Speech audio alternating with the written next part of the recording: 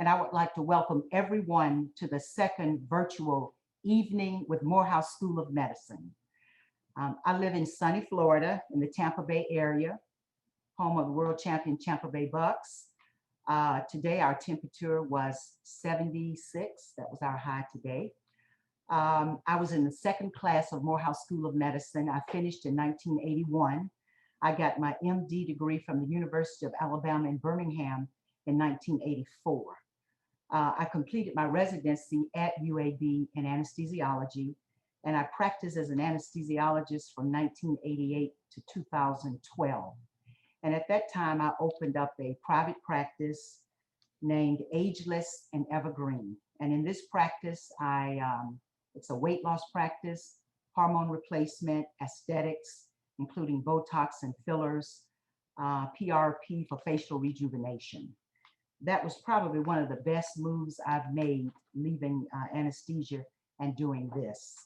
When I'm not practicing medicine, I'm an avid cyclist. I'm a gardener.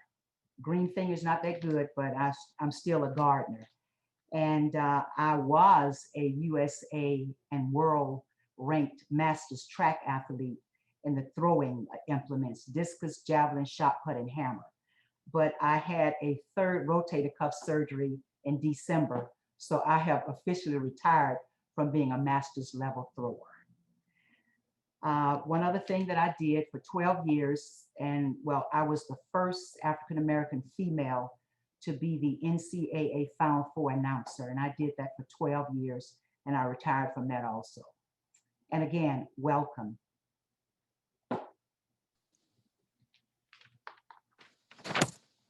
Thank you, Dr. Green. Good evening. Good evening.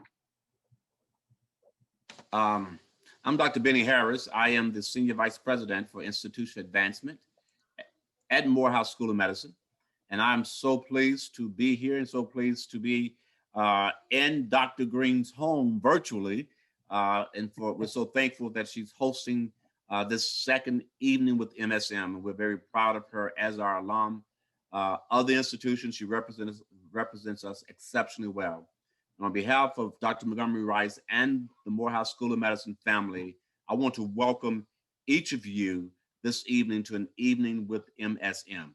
I'm so thankful to all of our alumni, to all of our friends, and to the Office of Alumni and Constituent Engagement team and the team at Morehouse School of Medicine for executing on this particular event.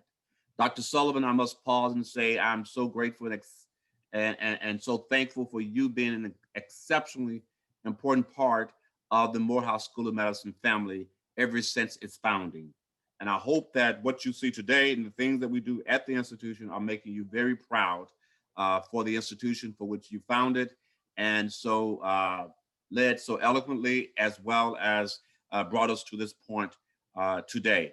We look forward, Dr. Sullivan, to being able to honor you during our commencement ceremony this May with an honorary degree. And so we're excited about that, well overdue for all that you've contributed to this great institution. On behalf of Morehouse School of Medicine again, and our entire community, our president, our board of trustees, and all of our alumni, I want to thank you and welcome you to this evening with MSM. Dr. Rose Blackburn, our distinguished president of the National Alumni Association, will give greetings as well. Thank you, Dr. Harris. Good evening and welcome on behalf of the Morehouse School of Medicine National Alumni Association. My name is Rose Blackburn, and I was in the MD class of 1992, and I'm the current president of the National Alumni Association. My background is in OBGYN, I'm board certified, but I've spent the last 16 years in pharmaceutical development, and I'm a global executive of a company called PPD. So I work intensely around diversifying clinical trials and sharing and preparing sites and companies to strategically execute different types of clinical trials. This is a very special evening for us particularly for those of us who attended Morehouse School of Medicine during the tenure of Dr. Sullivan. And I'll dare say that many of us attended Morehouse because of Dr. Sullivan, because of the mission that you instilled in us, your commitment to addressing health equity, and your commitment to excellence in medical education. We are so proud and excited for this evening, and we just can't thank you enough for joining us. With that, I'll let our president of the Student Government Association, Cameron Robinson, bring you greetings. Good evening, everyone. On behalf of the student body of the Morehouse School of Medicine, I'd like to welcome you here with an evening with MSM. I'm Cameron Robinson. I'm the current SGA president. I'm from St. Louis, Missouri, attended Jackson State University for undergrad. I'm also a 2017 graduate of the MSMS program. And I'm just honored to be here. Everyone on this call, I aspire to be where you all are today. And I'm honored to be in the presence of Dr. Sullivan, our founding dean. And none of this would be possible without your vision and your leadership. And a poem, if you may, there's a line, it's If by Rudyard Kipling.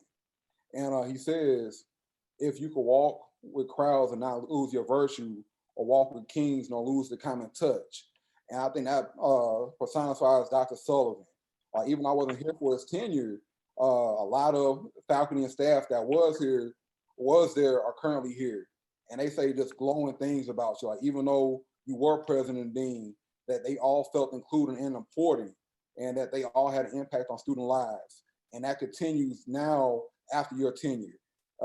Ms. Dorothy Clare, she speaks highly of you. And I just hearing everything is stuff I want to model as a student leader and as a future physician when it comes to including my team and having everybody believe in my mission and when it comes to my patient and my community. So I just want to thank you for your influence, and I'm just honored to be here.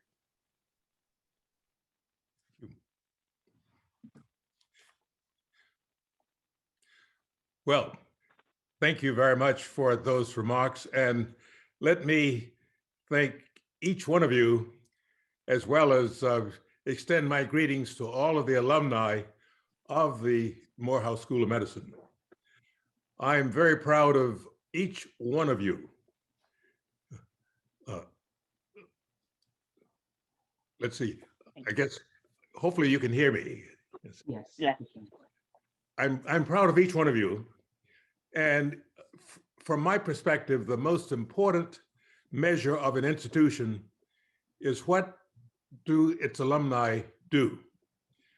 And our alumni have distinguished themselves, and listening to each of you this evening reminds me of the truth of that statement. So I'm very pleased that you're carrying on the mission of the institution. And when I was asked to speak to the alumni group, I didn't hesitate, because for me, this is a great pleasure to connect with you again. As all of you know, there are now 155 medical schools in the country, of which there are 4 that are predominantly African-American. 2 of them were founded in the 19th century, Howard and Meharry, and 2 in the 20th century, Morehouse and Drew. So we are a very unique institution, and we're carrying on a very important mission, and that is to train individuals who provide health services to our population, with particular emphasis on minorities and the poor. So what I've heard from each of you this evening is that you are carrying on that tradition.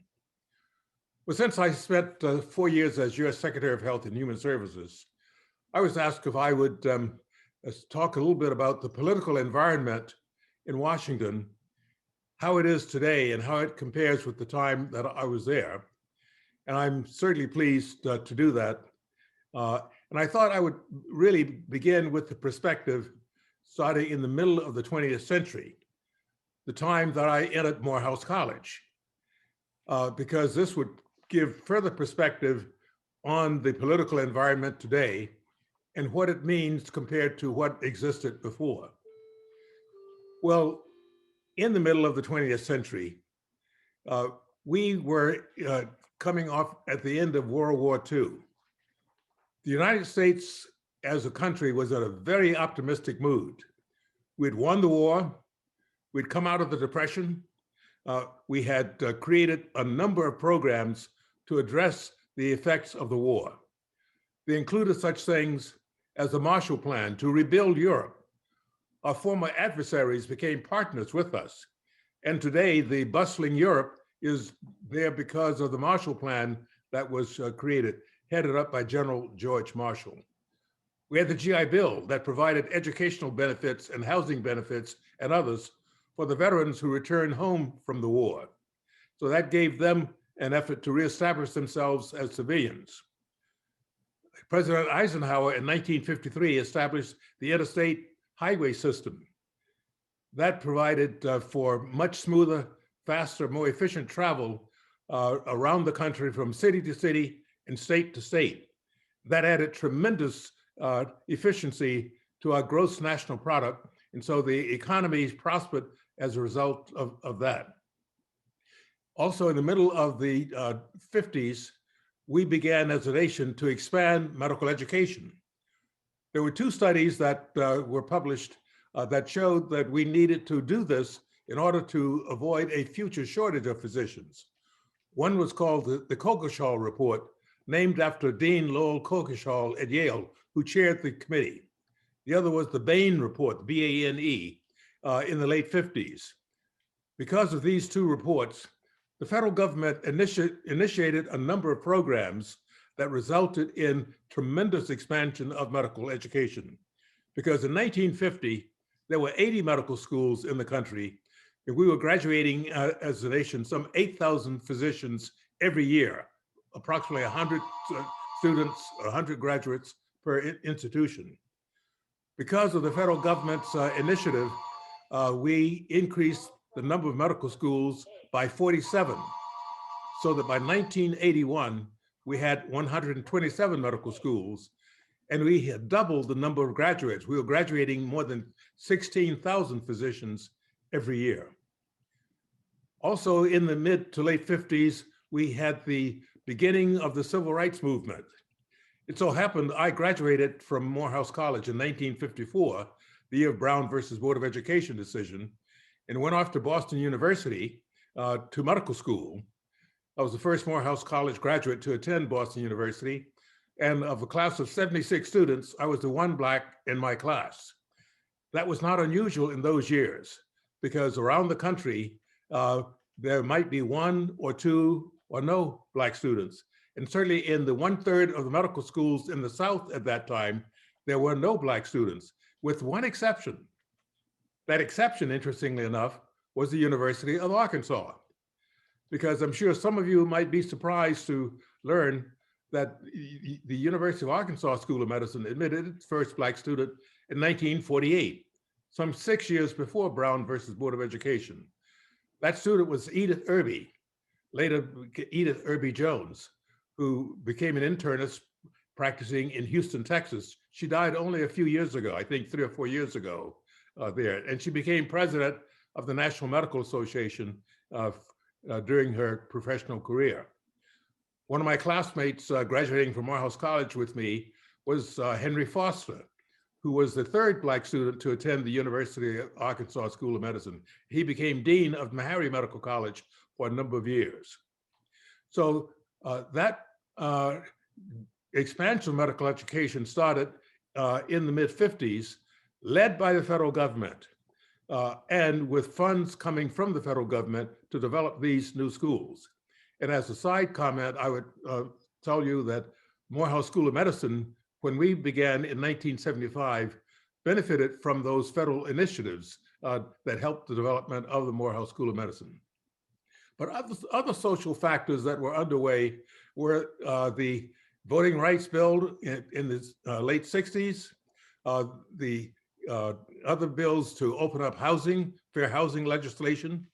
The first Black cabinet secretary was Robert Weaver, appointed secretary of the Department of Housing and Urban Development by President Lyndon Johnson. And that was a great pleasure that I had to meet Weaver when I was secretary. The other things that happened during that time were uh, blacks getting the right to vote, and a number of things such as black mayors being elected, starting with Mayor Stokes in Cleveland, and then around the country. That was a very pleasant surprise in 1967 when Carl Stokes was elected mayor of Cleveland. Progress we've made is shown by the fact that we now have black mayors in many cities around the country. And it is not an unusual occurrence to see an African-American mayor of a major city, as well as other cities as well. So that was the environment. In the 50s and 60s, Congress tended to stay in Washington on the weekends because air travel was not as developed as it is today. So whereas there would be debates between Republicans and Democrats, they would debate very vigorously on the congressional floors. But in the evenings and on the weekends, they would often eat together or have drinks together. So although they were competitors politically, they became friends. Everett Dirksen, who was one of the leaders in the Senate, a Republican. Charles Halleck, the leading Republican in the House, were friends with the Democrats in the other parties. So there was quite a bit of good relations between the parties, even though they had political differences. They all saw themselves as servants of the people working to solve problems. Over the years, that has obviously changed. We have seen our nation become much more polarized, so that today, usually members of Congress leave Washington, usually on a Thursday evening, go home to campaign for the weekend, and then return on Monday evening, so that they do not know each other as well as they did in former years. Also, our population has become more polarized. Democrats have moved to the left, Republicans have moved to the right. The middle, or the moderates, have been hollowed out. Interestingly enough, I would count President Biden as among those who in former years would have been called moderate. And he has, in contrast to many other presidential leaders, he has good relations with people in both parties. Although he and Mitch McConnell, for example, are political opponents, they have a friendly relationship and they utilize that. So that is one of the differences today versus some 30 or 40 years ago. Among the things I would want to emphasize is the legislation that occurred when John F. Kennedy became president in 1960, the first Catholic president of the United States. He had a short tenure, but he was very inspirational.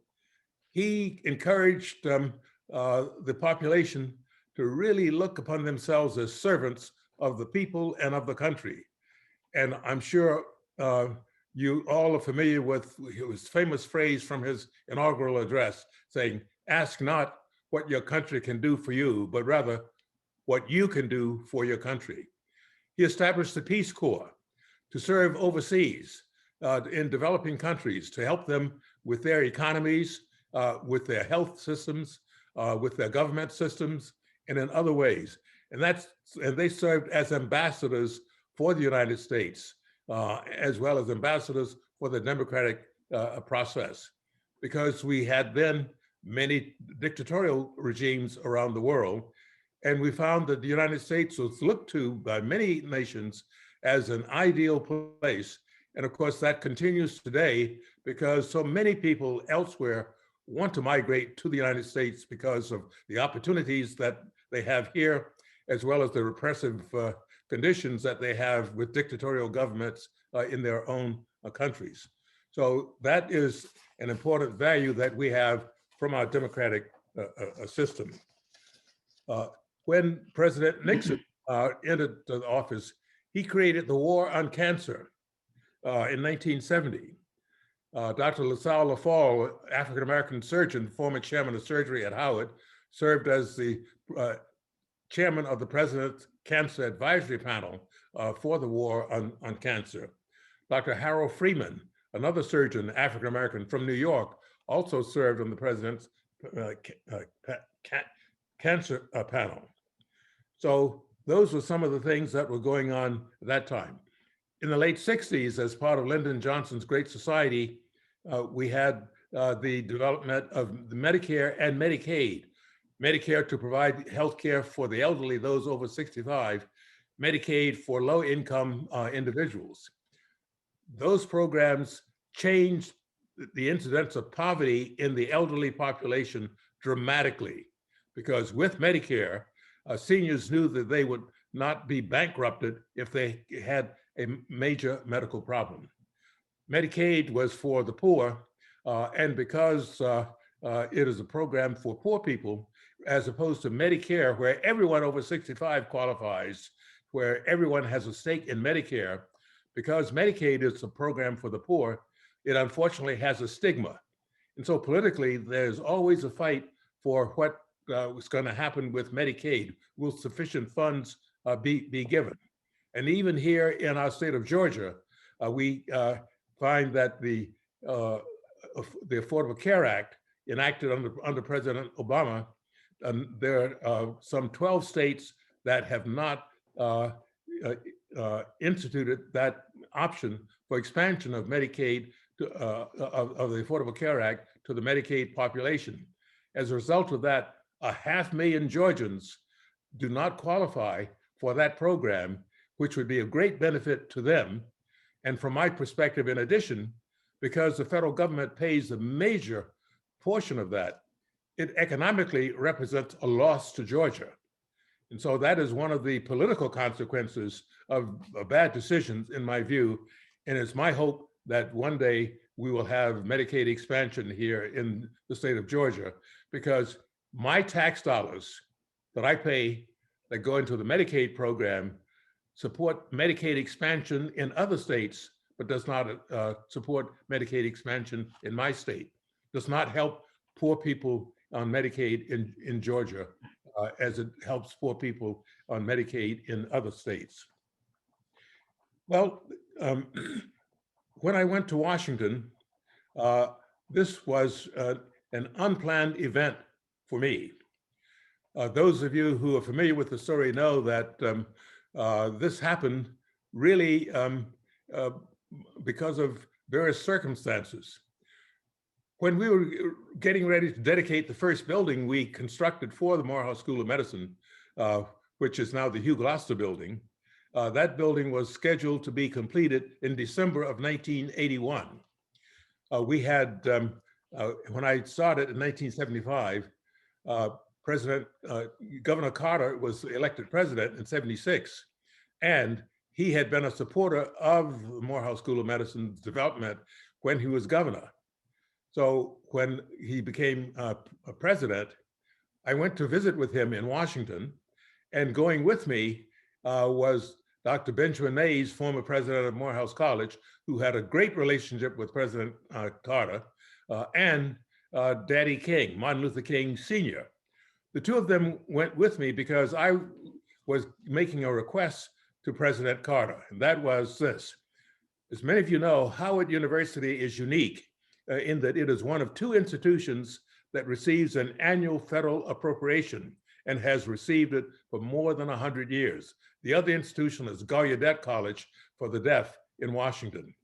So Howard University receives more than $300 million every year as a federal appropriation because of the circumstances under which that institution was developed. In 1867 and 1868, shortly after the Emancipation Proclamation, established as an institution to provide education for the slaves. Because as many of you know, in so many states, it was illegal to teach slaves to read and write. So with the Emancipation Proclamation, all of these freed people, many of them were illiterate. So the Freedmen's Bureau established this university and provided some 10 years later, an annual appropriation that has grown over the years. Well, it was my hope and intention that I could convince President Carter to work to see that we would get a similar appropriation. Had a very good visit with him. He greeted me and Dr. Mays and Daddy King very warmly. He had Bert Lance, his director of the Office of Management and Budget, with him, and two other aides in the meeting. I presented the request to him explaining the situation with Howard and Gallaudet. And so he said, well, let us look into that and we'll see if there's something that we could do. He instructed Bert Lance while I was there to indeed follow up and see what possibilities there were. Well, unfortunately, about 2 weeks later, I got a call from President Carter saying, I'm sorry, Lou, we can't do it. I talked to the members of Congress and they said they were very much aware of the funds going to Howard and to Gallaudet, but if they had to make those decisions all over again, they would not do it. And they're not going to do it a third time. So unfortunately, we were out of luck. But we were able, with a series of other events, to get federal funds to help construct a number of our buildings, as well as to support some of our programs. But we didn't have an annual appropriation that is given as Howard and Gallaudet received. Well, when we received funds for our first building, we started construction, and unfortunately, President Carter was not reelected. So with President Reagan coming in, we had no relationship with him. So we decided we would invite him to speak for the dedication of that building. We sent the invitation to him. The construction was delayed, so we ended up having the dedication of the building in July of 1982 rather than December of 1981. We sent the invitation to President Reagan in the early 1981 after he started office, but then two things happened after that. He slashed the education budget that he sent to Congress in March of 81. And then in August of 81, he endorsed the president of Bob Jones University in his stance where he was against interracial dating on Bob Jones University campus. And so at that point, I decided that maybe this bright idea wasn't so bright after all. And I decided we would withdraw the invitation. But my advisor said, no, you don't withdraw a presidential invitation. That would be unthinkable. Well, we waited and we heard 2 months later that President Reagan could not come. But I was advised to invite Vice President Bush. We did, and he accepted. So he spoke at the dedication of what is now the Hugh Gloucester Building in July 1982. He was scheduled to say 15 minutes because he was scheduled to go on to New Orleans for another event, but he ended up staying an hour.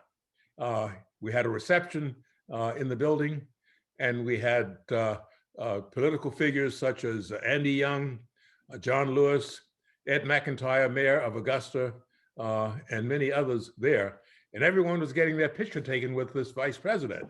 And I was observing these Black Democrats getting their pictures taken with this white Republican, and they seemed to be enjoying themselves. Shortly after that, 2 weeks later, I received a call from Vice President Bush inviting me to accompany him on a trip to Sub-Saharan Africa in November of 82. I accepted. Over that 2 weeks, we traveled to 8 countries in Africa. His wife, Barbara, was on that trip, got to know her very well, learned about her interest in adult literacy, and I convinced her that she could really be a great help to us in our efforts to develop the medical school. And she accepted our invitation to serve on the board. So when she came on the board, she was a very active trustee. She missed only one meeting. In 6 years, she was on the board from January of 1983 to January of 1989.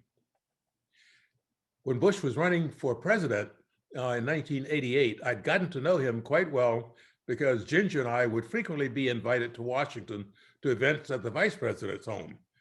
I learned such things as George Bush, when he was a student undergraduate at Yale, chaired the United Negro College Fund student drive every year. his mother had been one of the founding directors of the UNCF. And he was very supportive of higher education, including education for Blacks.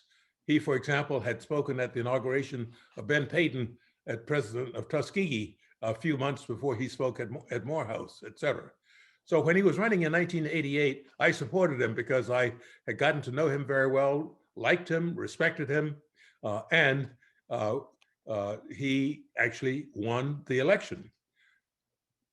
I lobbied him because one of my trustees desperately wanted to be Secretary of Health and Human Services.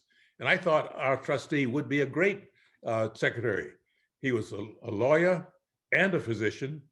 He had worked his way through college and medical school and law school, although he had come from a poor family. He lived in Connecticut and was active in the Republican politics in Connecticut. So I lobbied President Bush to appoint our trustee as Secretary of Health and Human Services. And he had happened to have been a finalist for the position in 1985, but lost out because he had an interview with Don Regan, Reagan's chief of staff, and that interview did not go well. So I supported him, but when I was lobbying the President-elect Bush for him, he said, "Lou, if you don't mind, I've gotten the resume you've sent to me, but I really would like to talk with you if you would be willing to come up to Washington." So I then said, "Fine." When I hung up the phone, I said, "What did he mean by that? Does he mean, do we talk about Trustee Monroe? How do we do this?" But if I'm not kidding myself, sounds like he wants to talk with me. So that's really how I became secretary. I had not planned it. I hadn't finished what I wanted to do, what I wanted to accomplish at Morehouse. But when he offered the position to me, I thought about it and I decided that I could really, on a national scale, do the things I was doing for Morehouse for others around the country. So that's how I went to Washington. Bush saw himself as a servant of the people. He saw public service as an honor and as an opportunity to make America and the world better. He had had extensive service in government, first as a congressman from Texas, then as an envoy to China before we had established diplomatic relations. He served as head of the CIA and was an advisor to many political leaders, and then served as vice president for 8 years under Reagan. When he was elected, he started and gave us his perspective that we all were there to serve the people, to make our country better. Some of the things that occurred during his time were as follows. First, let me tell you about my entree as Secretary of Health and Human Services. When I met with him in Washington, and he said that he would like for me to serve if I would be willing to do so, I told him that I was honored and pleased that he would ask, and I would want to take a little time to think about it because this meant a real change, including thinking about the institution I was heading and what impact that would have on that institution. So he said he understood and that I would want to do that. But I then asked him, but if I were to become secretary, I have some priorities, some things I would want to accomplish, and I would like to know what you think about these. So he said, fine, what are they? I said, well, first of all, this department is very important. The Health and Human Services budget at that time was $600 billion. It was the largest of the federal budgets. It was the fourth largest budget in the world, exceeded only by the budgets of the US government, the Empire of Japan, and the Soviet Union. Then HHS came next, larger than the budget of Germany or England or France or Italy. When the Soviet Union dissolved, HHS moved from number 4 to number 3 with a $600 billion budget because it included Social Security, Medicare, Medicaid, the whole public health service, many other programs. So I told him, this department needs to have much more diversity. There are too few minorities in positions in the department, and I would work to have more Blacks and Hispanics and more women in positions of responsibility and leadership. He said, well, Lou, I support you on that. I think that is right on target. That's exactly what I'd want you to do. And we had some other discussions like that. And I then was assured that I would be able to be a useful and hopefully helpful secretary if I went into the department. And when I became secretary, these were some of the things we were able to do. Appointed the first minority surgeon general, Antonio Novello, Hispanic from Puerto Rico, who had been deputy director of the Institute for Child Health and Human Development at NIH. The first Black to head the Healthcare Financing Administration, now CMS, Bill Tobey from New York. The first Black Social Security Commissioner, Gwen King from Washington, and many others. We developed the Women's Health Research Program at NIH that was later headed by Vivian Penn, who was very successful in establishing many women's health research programs. We established the Office for Research in Minority Health at NIH, which has now grown and is now the National Institute for Minority Health and Health Disparities, and other things like that. So those are some of the things that I was able to do in addition to managing the other parts of the department there, and I was supported by President Bush in all of that. Other things that President Bush did, the Environmental Protection Administration had just been authorized by the Congress, so the first EPA administrator started with President Bush. The Veterans Administration was elevated to a cabinet level agency, so Ed Derwinski became the first secretary of the VA under President Bush. One of President Bush's proudest accomplishments was the American with Disabilities Act that made facilities accessible to people who have disabilities. And we had a South Lawn ceremonies signing the legislation that he fought to have. So those were some of the things that occurred during that time. The Berlin Wall fell during President Bush's time, and you'll note that there was no gloating on the part of our president or the US, and that was deliberate because we did not want to embarrass Gorbachev, because we wanted him to have flexibility to negotiate changes that we wanted him to undertake in the Soviet Union, and that worked out very successfully there. The other things that happened were people like Jack Kemp, Secretary of Housing, and Dick Darman, the head of the Office of Management and Budget, were very supportive of the efforts that we had. So the theme that we had then was service, and whereas we had political opponents, they worked well together. For example, in the Senate, for programs that were important to the Department of Health and Human Services, the leading Republican was Arlen Specter from Pennsylvania. The leading Democrat was Tom Harkin from Iowa, and they worked well together. Many of you know about Congressman Louis Stokes from Ohio, who served on the House Appropriations Committee. He had a very good relationship with Silvio Conti. Silvio Conti was a Republican congressman from Western Massachusetts, and he would quietly talk with Lou Stokes before they would have their sessions to see what Lou's priorities were. And he would frequently tell Lou Stokes, well, Lou, why don't I take this for you and I'll present it. And so by that kind of reaching across the aisle and help, Lou Stokes was able to be much more effective as a congressman than he would have been otherwise. So programs that were a benefit to Stokes, because I can tell you that all of us at Howard, Meharry, Morehouse, Drew, and the colleges of pharmacy at Xavier and Texas Southern, Florida A&M, et cetera, we would go to Lou Stokes to get his help for the things that we wanted. So his network and that of the Black Caucus, as well as our own congressional delegations from our states, we were able to work things effectively there.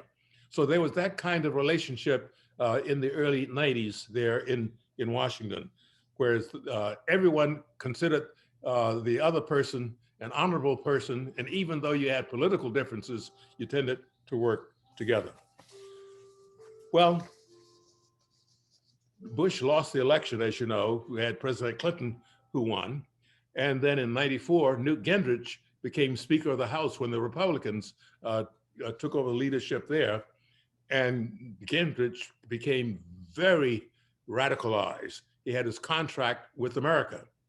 And that really was the public beginning of really quite a schism that has developed in the Congress, and that has continued to widen up until the present time.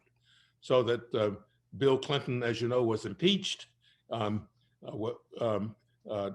the Republican Congress here because of his behavior with his White House staff, Monica Lewinsky.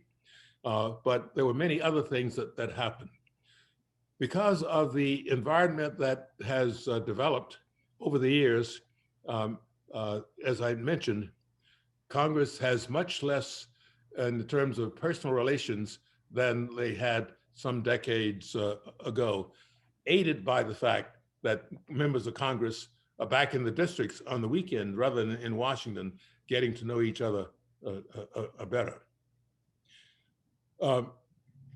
With the voting rights bill, of course, with Blacks and other minorities voting, we indeed, and the civil rights activities, we saw the election of President Obama as our first Black president in 2008.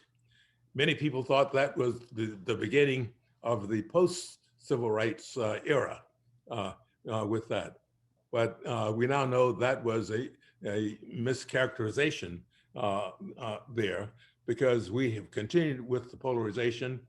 We had such incidents as the congressman from South Carolina yelling out at President Obama when he was giving his State of the Union address to the Congress, something that had not occurred before in the Congress, and other measures such as that. And so I say that as an example that there were tensions that existed. They were a little below the surface, and so they were there. But they were brought out by the election of President Trump. President Trump, in contrast to President Bush, Trump had never served in public office at all. So he came in with no public service. He built a cult of personality. He started his campaign declaring anti-Muslim sentiments and anti-immigration sentiments. He came in with the saying, "America first," and no one quite knew what he meant by that, because one of the things that had really occurred following World War II, there was a leadership that the United States had shown internationally with our international programs, the Marshall Plan being one, but with USAID programs in South America, in Asia, and Africa, helping those countries develop their economies, build their health systems, improve the quality of life for their citizens. So the United States really was an international leader, and was also working, beginning to address climate change more slowly than we had wanted, but was beginning to do it. Well, President Trump reversed many of those, pulled us out of the Paris Treaty to address climate issues, also withdrew our support for the World Health Organization, stated America first, and changed a number of programs, changed our treaty agreement with Iran, designed to decrease the likelihood of that country obtaining nuclear armaments. So we have become politically isolated as a country during President Trump's administration, and our international leadership has fallen. Fortunately, our new President Biden is working to restore those relationships, and I'm sure some of you heard that just today he has provided $4 billion to help provide vaccines for developing countries, because as you know, those countries are not really doing very well in terms of access to the vaccines. President Trump, unfortunately, has encouraged these far-right groups, such as the Proud Boys and other groups. He also, during President Obama's term, as you know, pushed this idea that Obama should not be president because he said he had not been born in the country, never provided any proof of that. And when Obama provided his birth certificate showing that he had been born in Hawaii, he tended to ignore it. So unfortunately, rather than being a president to bring the people together, after the election, he really pushed us apart and has divided us. And so all of that has taken a toll on our country, and that is a challenge that we have today. His response to the Charlottesville incident was not a good one, when he said that there were good people on both sides carrying those torches there in Charlottesville. At his campaign rallies, as you know, he would say people who were saying things that he didn't agree with, that he hoped that the security people would rough them up and throw them out, things like that, things that I do not consider appropriate presidential behavior. And then the most egregious issue was his planting the seed that there was no way he would lose the election unless it was stolen. And the strength of the presidency is shown by the fact that a number of his followers actually believe that.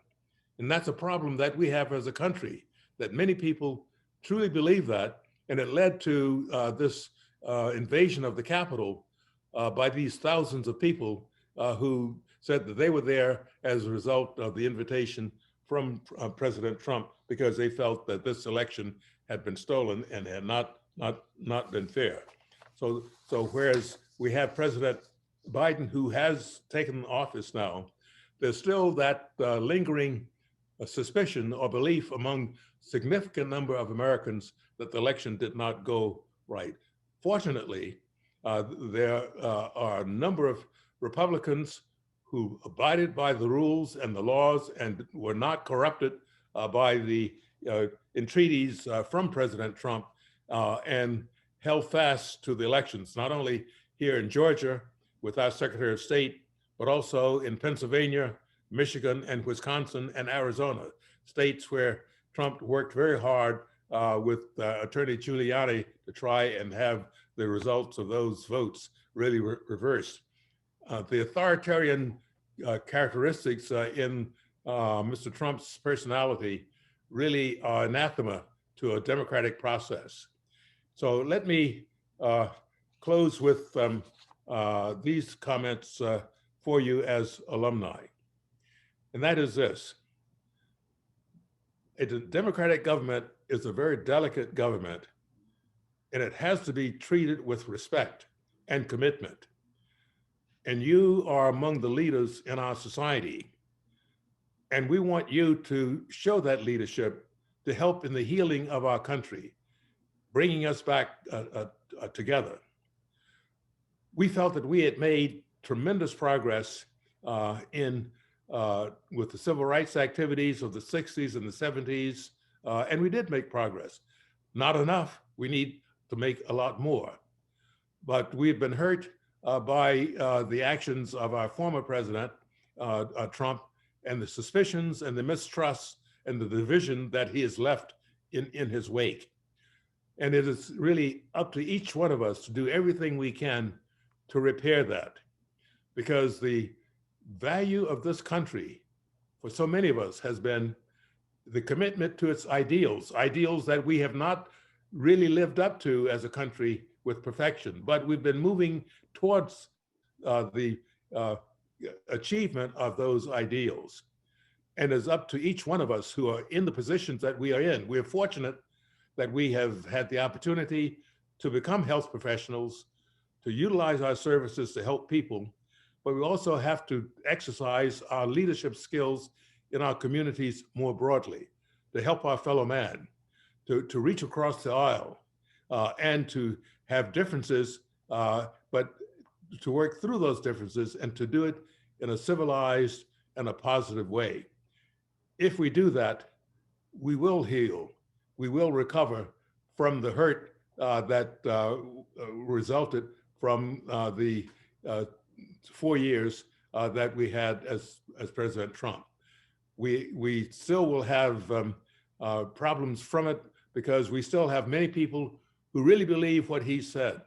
And we have to really find ways to communicate with all of our citizens, including those who really are holding on to that mistaken idea, so that we can realize the fulfillment of our dreams. And with that, let me show a few slides of the times I was with President Bush in Washington, and then we'll be happy to respond to any questions that you might have. This first one shows me going into his office to have a talk. My first time, once he was president, there in the Oval Office. Go into the next slide, please. In the next slide, you'll see that he was very relaxed. Back up a little bit, please. What? Well, that was the fastest slideshow I've ever had. Okay, now, is it possible to get the slides back by any chance? Well, those were just to show some of the activities during the time that we were there and the relationship that we had with the president and with Mrs. Bush. As you know, we lost them a little bit more than a year and a half or so ago. They were great people. Barbara Bush had her adult literacy programs where she was working to improve literacy among all of our citizens. And that was her role in contributing to the country, in addition to the work that President Bush had as president. So with that, let me thank you for listening. And well, let's try the next slide and see if this works this time.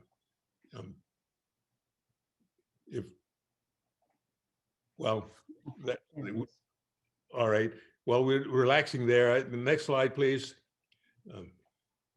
This was the first cabinet meeting we had after the president has given his inaugural address there in Washington. You'll note that John Tower is to the left of the president.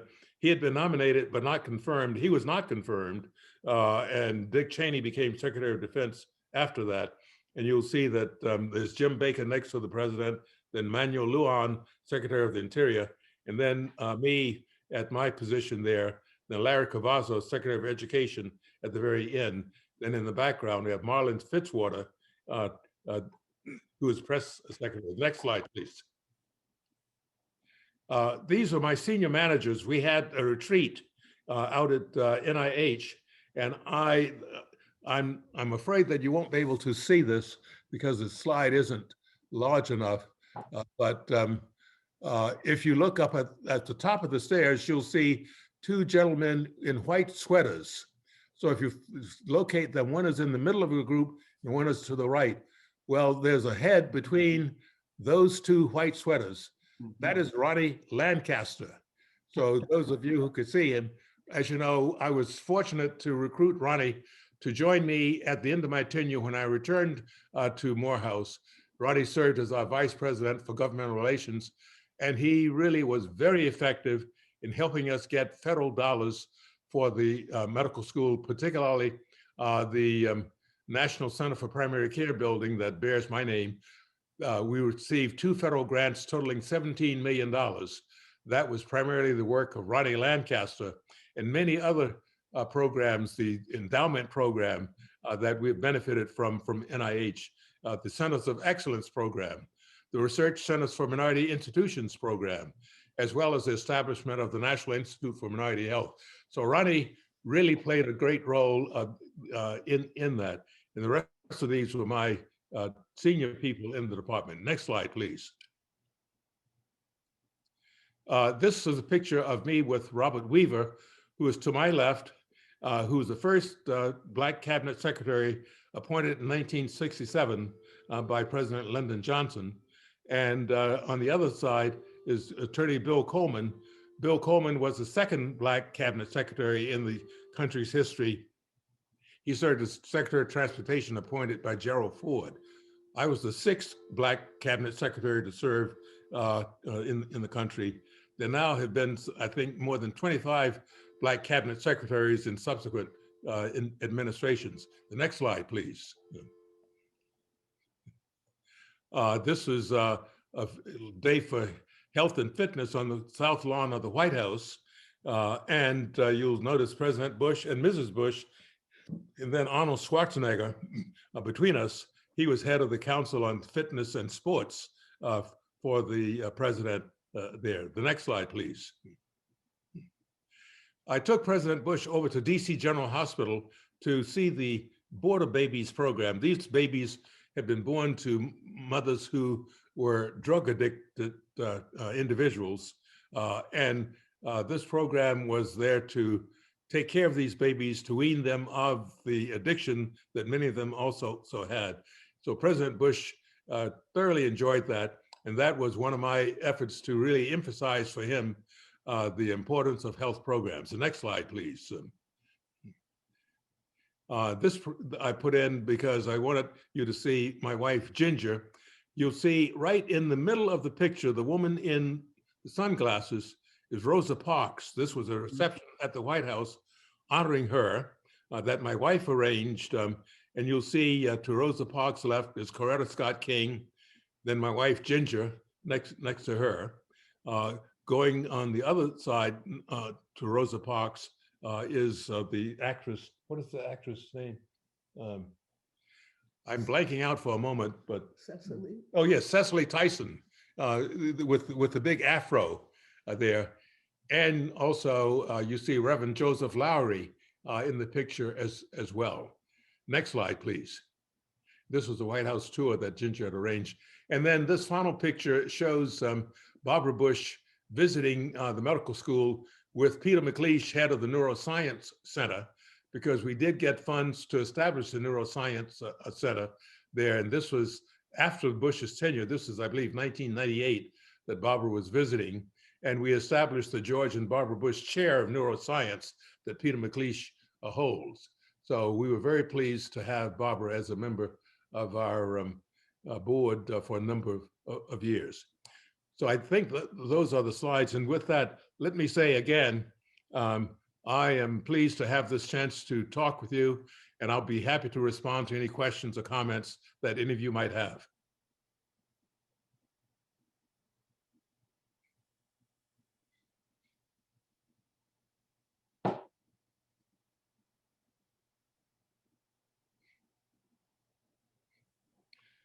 My brother taught at A&T College in chemistry, and after he gave his first lecture, he said, "Are there any questions?" And no one said anything. Then he said, again, "Are there any questions?" Yes, sir. Dr. Sullivan, can you hear me? I can hear you, yes. Yes, Good. sir. My name is Gid Rowell, and I am the Assistant Vice President for Donor Engagement and Alumni Constituency at Morehouse School of Medicine. And we've received several questions, so I'll just start now with one, and we'll see how far we can get. Sure. One is, I think you talked about this a little bit towards the end, but this is from Dr. Dent, and he asked, we seem to be in an area of factual polarization, post-truth era. How do we work for the common good when we can't agree on the facts? What I think we need to do is really find ways to communicate with our fellow citizens. And when we find that they have a different perspective, we need to listen to each other.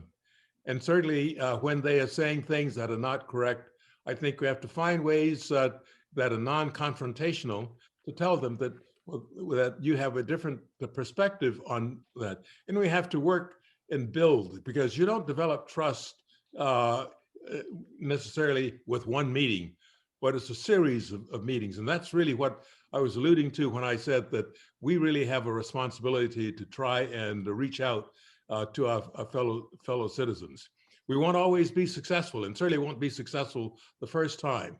But I think rather than writing people off and having nothing to do with them, I think we need to really work to try and develop some relationships. That way, we will heal the breach that we've been left with from the prior administration. And it was not created by him. He made it much worse because it existed before with things like the birther movement, challenging Obama's legitimacy, et cetera.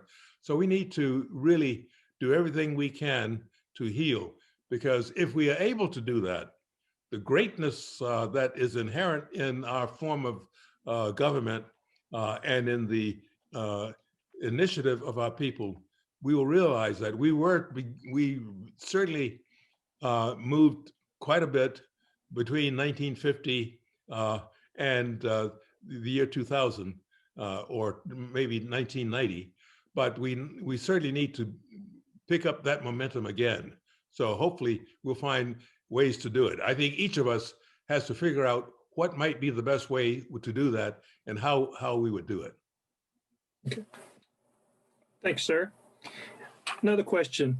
As an African-American physician, what type of barriers did you face with non-African-American patients, and how did you overcome that adversity? Well, thank you for the question. That's certainly an issue that happens to a number of individuals, but I happen to really have had a minimum number of incidents like that. The most dramatic one was when I was an intern at New York Hospital Cornell Medical Center, because when I went there in 1958, after graduating from Boston University, I was the first Black intern they'd ever had in New York in 1958. Remarkable as that might seem. Interestingly enough, the chairman of the Department of Medicine was a Southerner with the thickest Southern drawl I'd heard. And so when I met him, I really thought that was the end of my interview, but I was wrong, because it turned out he was really cheering for me. I got to know him very well, and I'd been there 2 weeks as an intern. I was accepted there.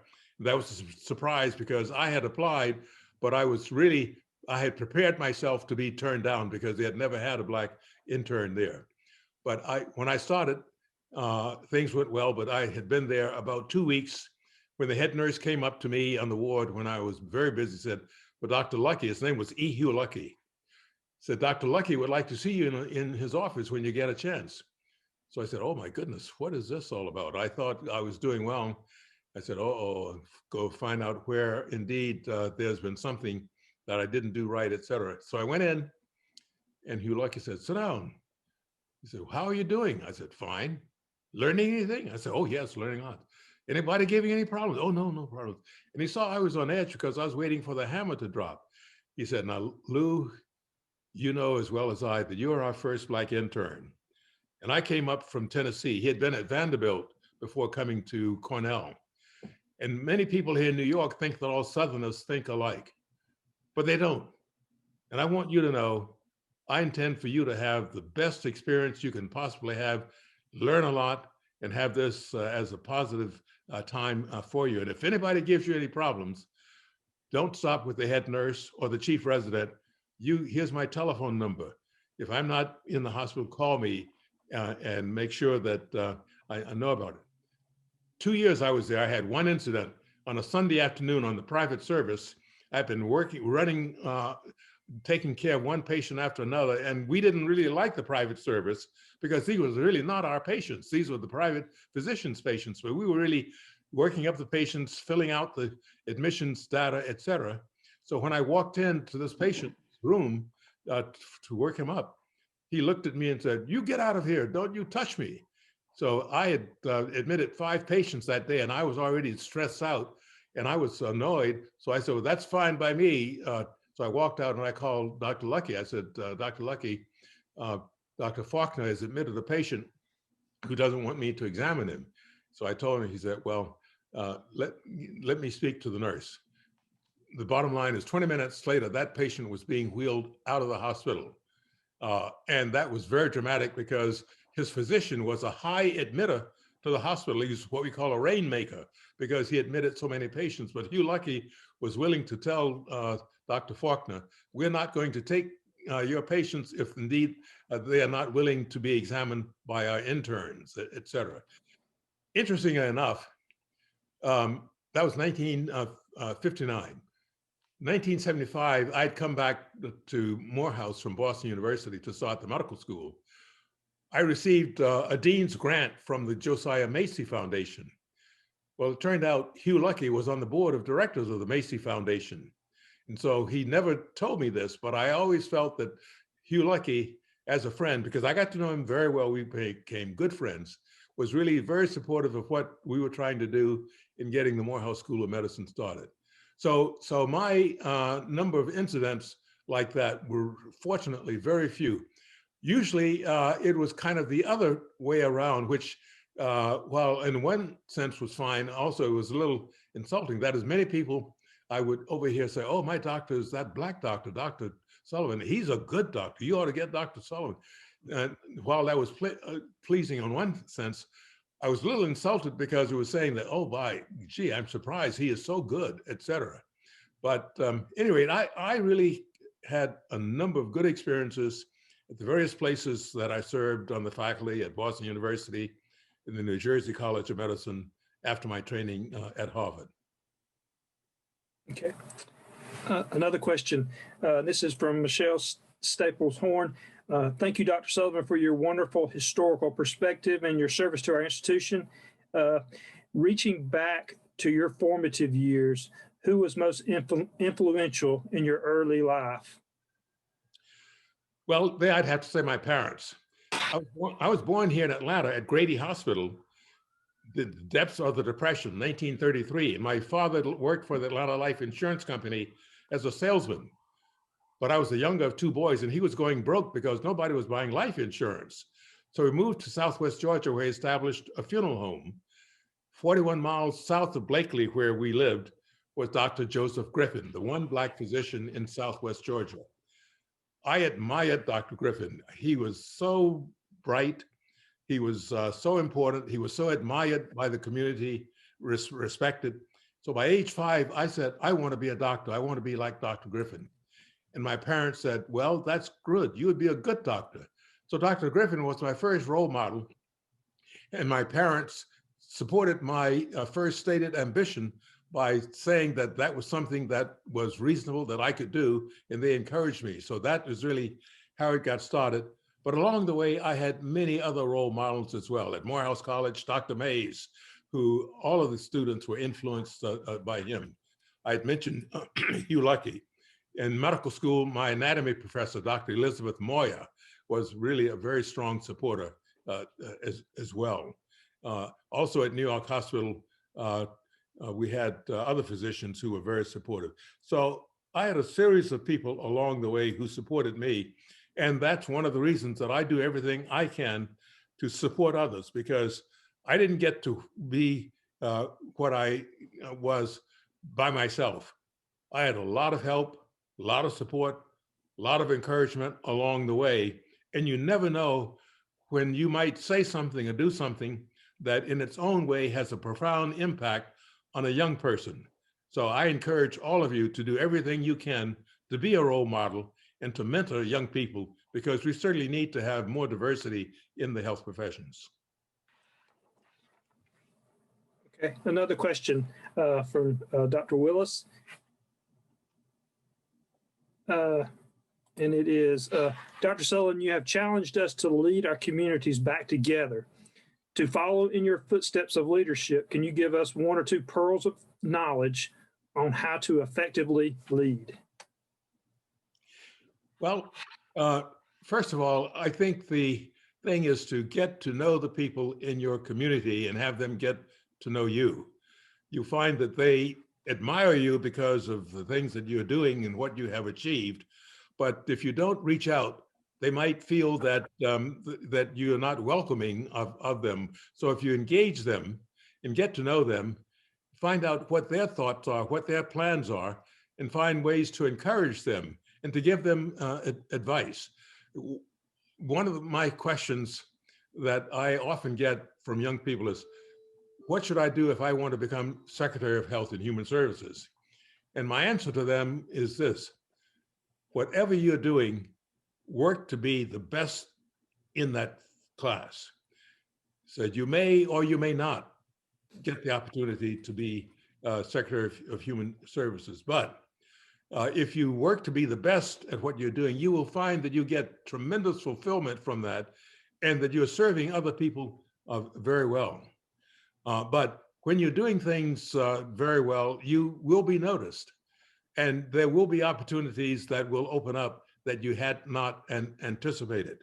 So there are a lot of things that you can do, whether it's Secretary of Human Services or head of a corporation or head of a neighborhood association or other things. But if you have the concept of really working to help people with their challenges and their problems, you'll have a very fulfilled life, and you'll find that there'll be many people who will benefit from what you do. Okay, I'm gonna try to get in a couple more. We've got a bunch, and if we can't get to all of them, we might have to contact you a little bit later, because they're rolling in one after one. So I'm gonna try to get as many as I can. But this is from Dr. Amos.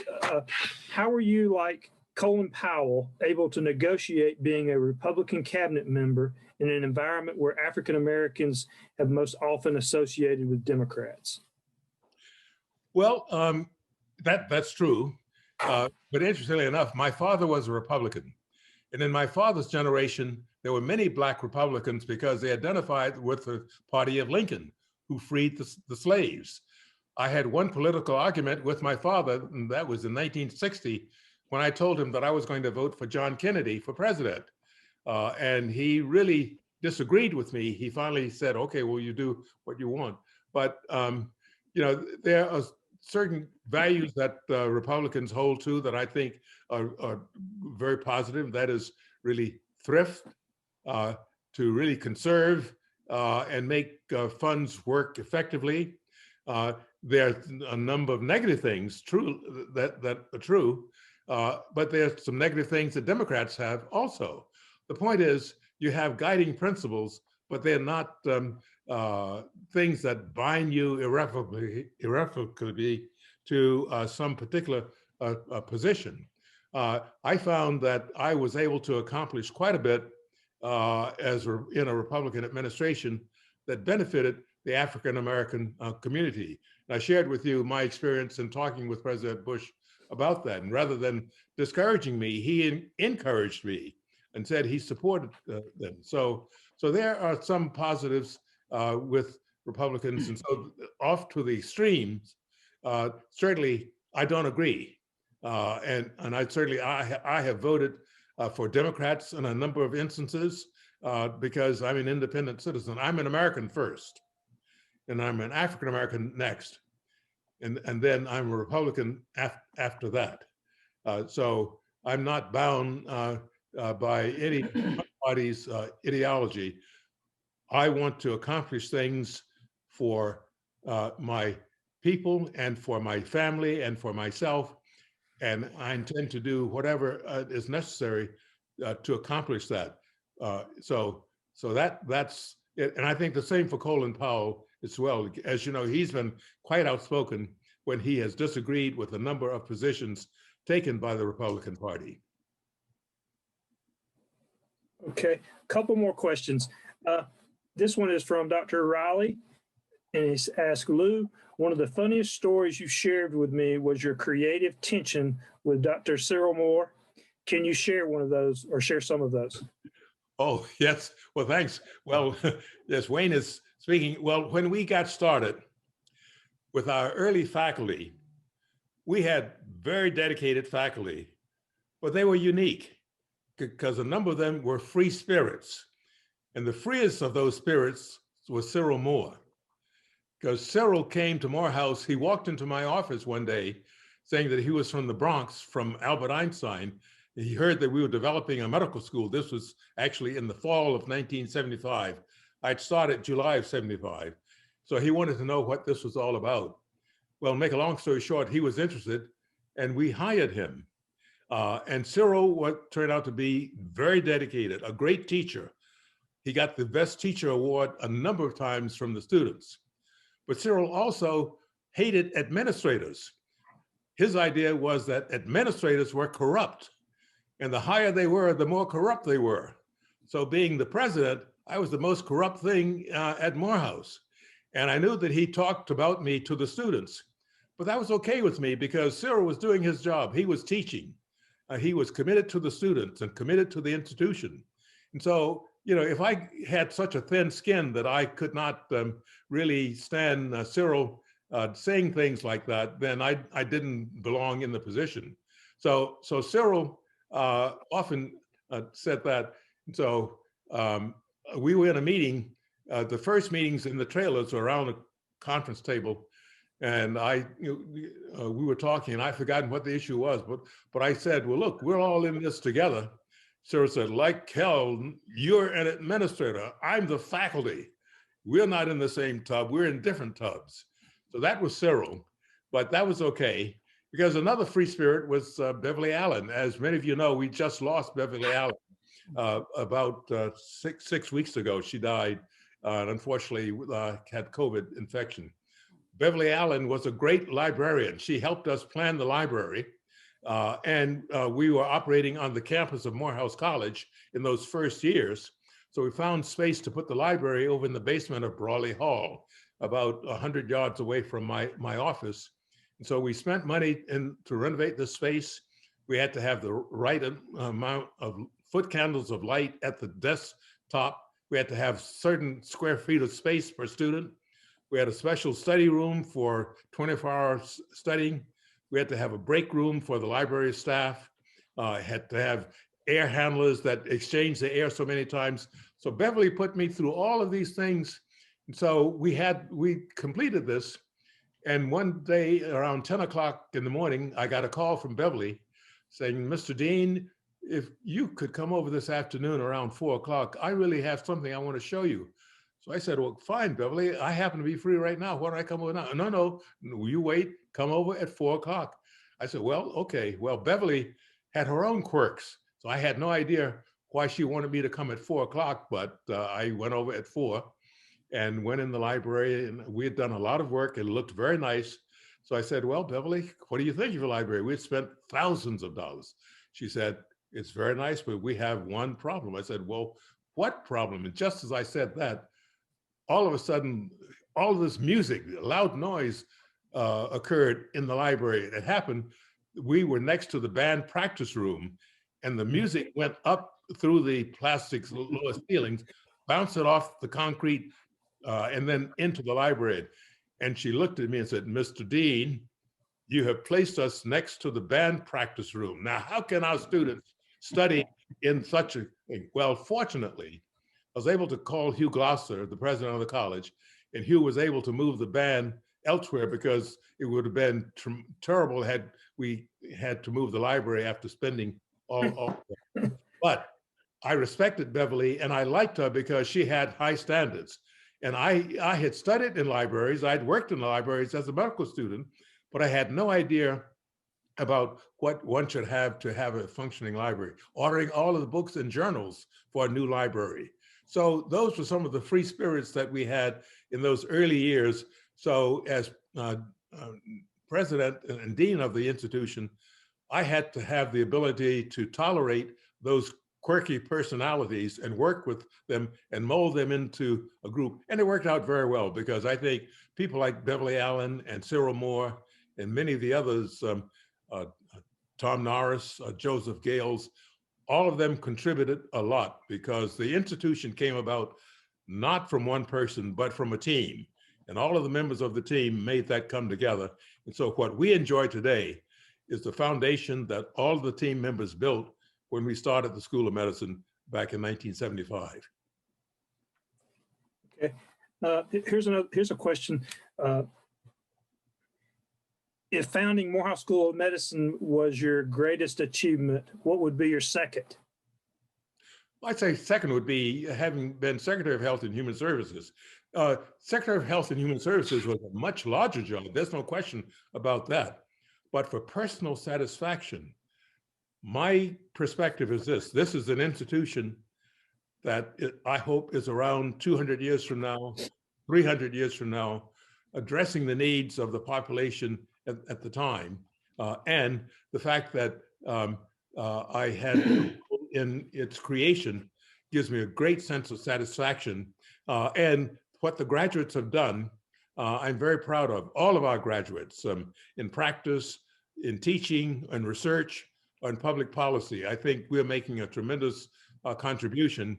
Even now in the COVID pandemic, the medical school has served as a center for testing as well as for vaccine administration, as well as for public education because of the problem of trust or lack of acceptance of the vaccine because of this lack of trust. So the school is playing a very important role in the health of the community as well as nationally by its emphasis on the diverse student body. Okay, last questions, and I apologize to those we didn't get to, but we'll try to get those answered for you at a later date. But last question, will you please comment on the great support MSM received from Morehouse College, Dr. Mays, Dr. Gloucester, and the local physicians in the early years? Well, that's very important. And I'm pleased to respond to that because many people simply take the medical school for granted. In 1974, this institution did not exist. We exist because of the study done by the Georgia Comprehensive Health Planning Council that was co-chaired by Louis Brown, a Black physician in Atlanta. And I'm blanking out, it'll come to me, the Dean of the School of Public Health at Georgia State, whose name will come to me in a moment, who was white. He was president of the Medical Association of Georgia, the AMA chapter in the state. And Louis Brown is president of the National Medical Association. Yeah, Rhodes Haverty, yes, it helped me there. They urged the development, they urged the expansion of medical education in Georgia to avoid a shortage of physicians, but they noted that with 28% of Georgia's population at that time being African-American, only 2% of Georgia's physicians were African-American. So they urged not only expansion of medical education, but they said any such expansion should also help to address the shortage of Black physicians. Louis Brown brought that study to the presidents of the Atlanta University Center.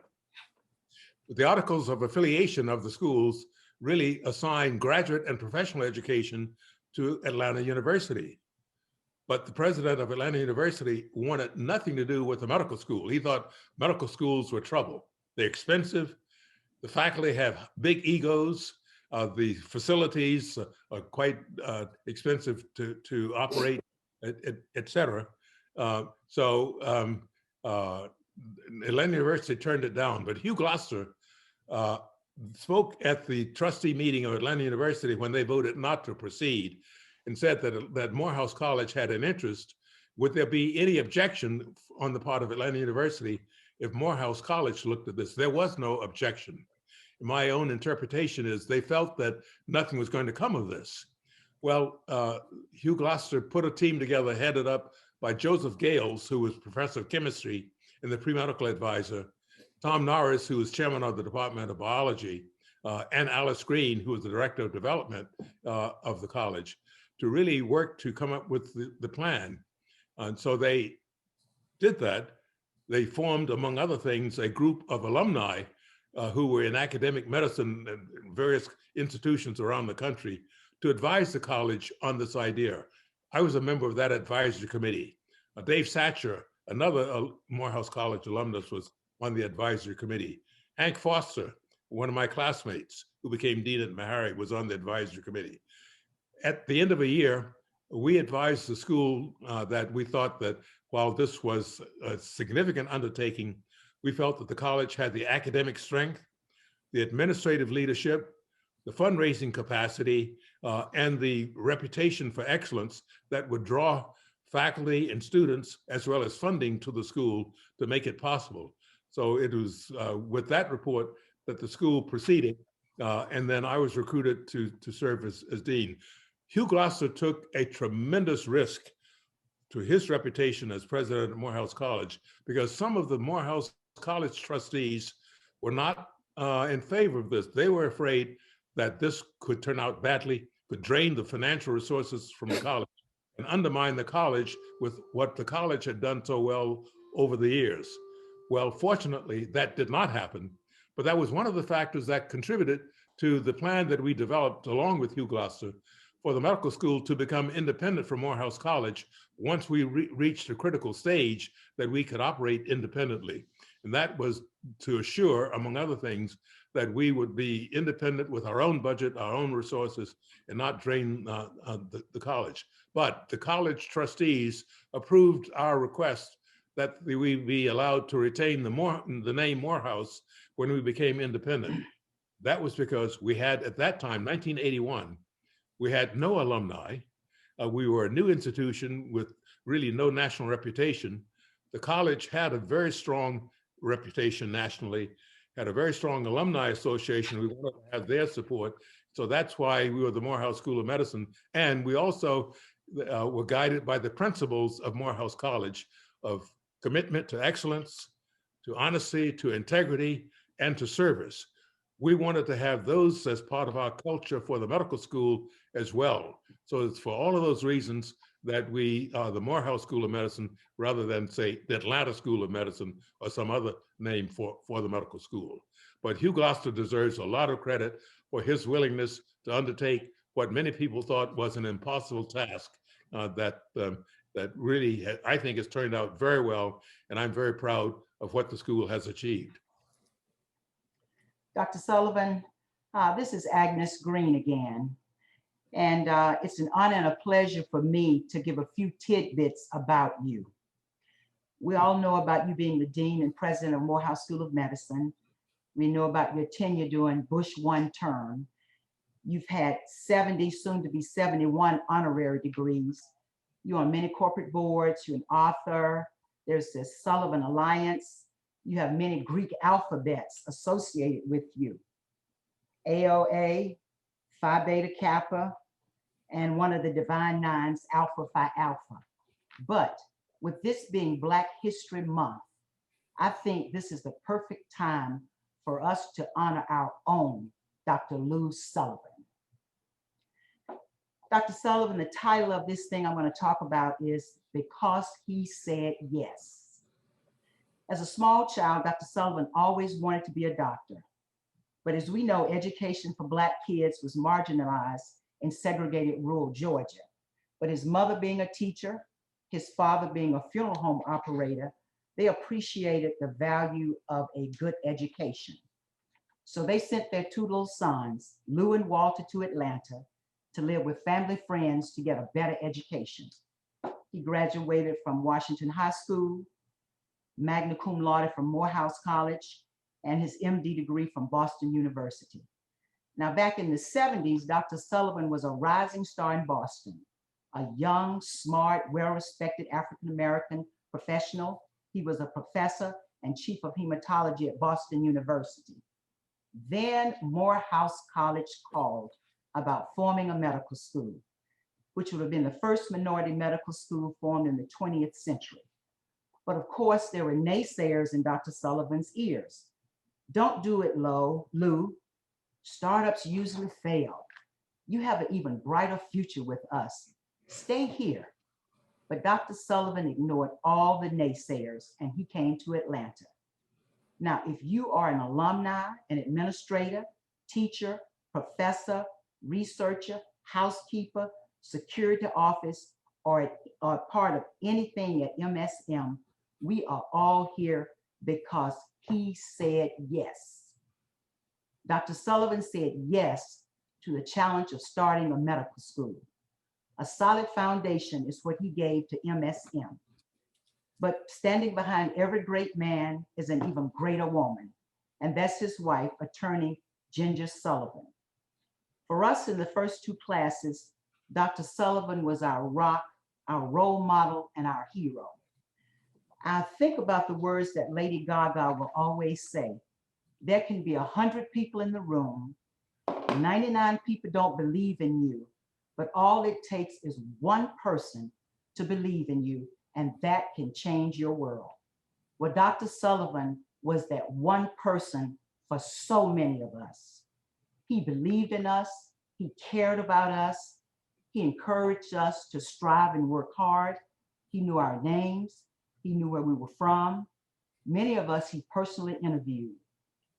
He even attended our graduations after we transferred to other schools to get our MD degree. And he used physicians in the community to talk to us, to serve as our role models. I'll never forget, there was an older gentleman that came and spoke with us. And one of the things he said was, don't forget, students, your attitude will determine your altitude. And I will never forget that. So my class had 24 students. Now I understand you had more than 8,000 applicants for 100 spots. We started in one building, Sayre Hall on campus. Now you have this massive conglomerate involved in medical education, research, and community outreach. Excuse me. The endowment is over $56 million. Michael Bloomberg just committed $26.3 million. And on this note, I want to encourage all alumni to please donate to MSM. Give what you can. Now, I'll admit I was an infrequent donor. And then one day my classmate, Steen James, had a heart-to-heart talk with me. Steen said, now, you know, Agnes, we are successful because Morehouse School of Medicine gave us a chance. And then she talked with me about the endowed scholarship that she had and encouraged me to do likewise. And from our conversation, I now have an endowed scholarship in honor of my parents. And I would like to thank Steen James for encouraging me to do that. So Dr. Sullivan, this Black History moment is for you, our hero. And thank you for saying yes. Well, thank you very much for those remarks. And let me also thank you for pointing out the role that Ginger played in the development of the school, because that atrium in that building with my name on it is the E. Ginger Sullivan Atrium. Mm-hmm. That's because Ginger took her time without any support of any kind from the school, formed the Friends of the Morehouse School of Medicine, and as you know, would have an annual event where she raised more than $300,000 for student scholarships. So this was her way of contributing to the school out of love and out of support and respect for the students and for what we were trying to achieve. And so she has been my partner since my days as a medical student. So she's still with me, and she has really earned her place at the school in its history. So I'm very pleased that you've recognized her. So thank you. Well, thank you, Dr. Sullivan. And thank you, Ms. Ginger, as well. We really appreciate everything that you have done for Morehouse School of Medicine. We appreciate your leadership and to our institution, and also for the great service that you have done for our great country. And closing out tonight, thanks to all of our attendees for your participation tonight, and I hope it was informative and you learned something new about Morehouse School of Medicine. We have several more of these virtual events planned down the road. So please, join us and stay engaged with us. And finally, one thing, please join me in thanking Dr. Agnes Green, Dr. Blackburn, and our student government representative, Cameron Robinson, for joining us. And a special thanks to Ms. Carrie Dumas and Michelle Thomas and Gail Rutledge for planning tonight's event. It wouldn't have happened without y'all, and we really appreciate all the hard work you do behind the scenes. So again, thank you, and thanks for joining us today. Please take care and be safe, and have a wonderful rest of your evening. Bye-bye.